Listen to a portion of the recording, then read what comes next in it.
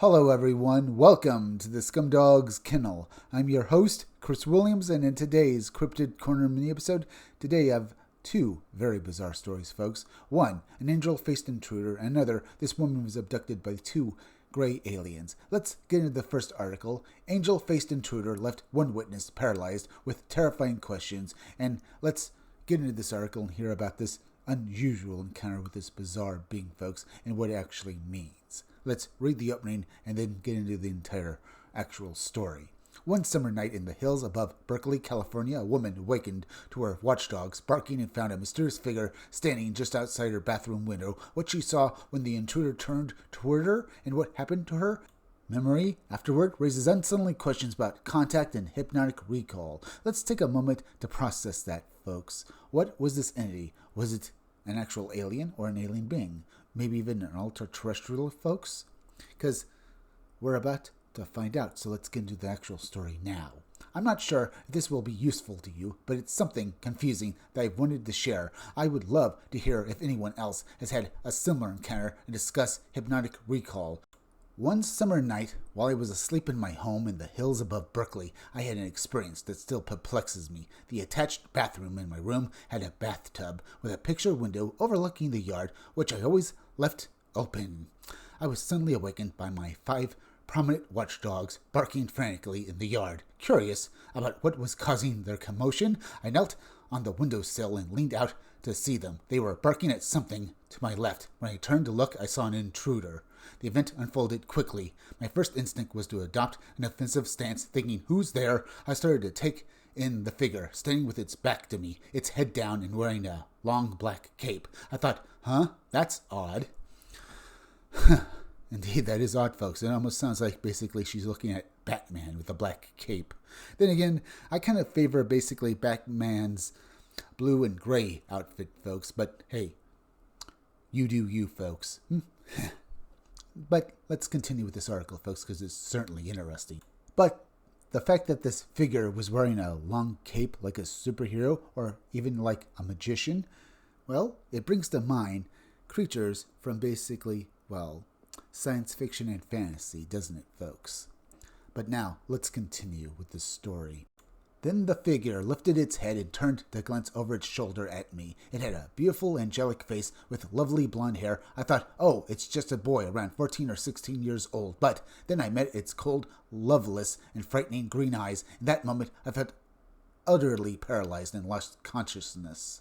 When I woke up the next morning, it was as if I had jumped straight from the moment of that encounter. I flew out of bed, convinced it was not a dream, and rushed back to the bathroom. The only evidence I had was that the bathroom window was now closed, even though I knew it had been opened when I went to bed. I was certain that this had actually happened, not a dream at all. For a long time afterward, I was afraid to go anywhere, even to the bathroom, without my dog by my side. I was terrified and didn't want to be left alone. I have no idea if this fits the bill for your reports, but I wanted to share it regardless. A.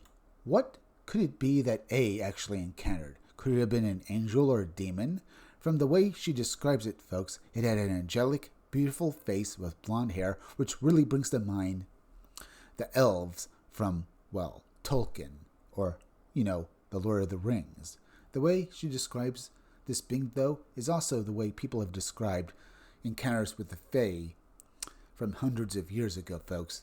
Often described as beautiful, but cold and literally almost evil at times, folks, or at the very least, maybe indifferent to common human emotions, but can be friendly at times as well. Maybe this was such a being, folks. It also lines up with classic UFO lore as well, folks, with the way sometimes these aliens are described as having, very alien minds. But now, folks, let's move on to the next article. Costa Mesa abduction mystery. What entered her head and why has the pain never stopped? Let's get into this fascinating alien abduction encounter and why this woman still has the repercussions of it right now. A woman settling in for a quick nap for her college class suddenly found herself frozen as 2 tall gray entities stared through her car window. What they pushed into her head and the unexplained medical findings that followed raised questions that have never been answered. This incident took place in Costa, Mesa, California on March 19th, 2007. I would carpool with my husband every workday while attending college. He would go to his office and I would grab a bit of sleep since it was very early before my classes started. It was about 4 a.m. when I was putting my seat down, as usual, to take my nap. The parking lot was dark. I pulled a blanket over myself and closed my eyes. Then I felt a presence. I can't say if I heard anything, but I sensed something was there, perhaps casting a slight shadow. I turned onto my back to look out the window, and suddenly I could not move or scream. I saw two figures that resembled the Greys I had heard about. They were slightly taller than the car and had light gray, smooth skin. I could not move my head much, so I only caught a glimpse of their heads. I was drawn in by their eyes, which were dark, deep, and almond-shaped. Their heads were elongated and larger than their bodies. Then a cold, metallic, cylindrical instrument with a needle on the end began to come through the window at me. It felt as if it were entering my head. The area where the instrument entered seemed almost like melted glass. I wanted to move away from it, but I couldn't budge at all. It hurt like a searing, intense pain. I thought to them, "Stop, go away, don't," but they did not communicate with me in any way that I remember. I was terrified and just wanted them to stop what they were doing. It felt as if that tool with its needle and long handle had gone into my sinuses above my right ear. I couldn't believe it. It seemed to be penetrating the metal and glass of the car and entering my head. Despite being unable to move at all, other than my eyes, which felt somewhat limited, the tool retracted instantly, and they vanished as quickly as they had appeared. I could move again. I hurried out of that car and rushed into my husband's office, hysterical as I told him what had just happened. He thought I had just experienced a nightmare, but it was genuine. I hadn't even had time to fall asleep. Since that incident, I have suffered from sinus issues and have since gone on permanent disability. After undergoing sinus surgery, doctors informed me they could find rat cells. I asked how that could be, but the doctor changed the subject and never answered me. I believe it is related to that time in the parking lot. I've experienced pain in that same area of my head on and off since the incident, which I refer to as attacks. I don't know what they did to me, but I don't like it at all. It has caused me a great deal of ongoing pain. To me, the object of my discomfort was the tool they sent into my head, as I did not see any craft H. Indeed. What was this tool? Why did the doctor she went to say that she had rat cells when they examined the area of her sinuses, folks? What did these alien beings do to her? Now, they literally just disappeared right in front of her along with their tool.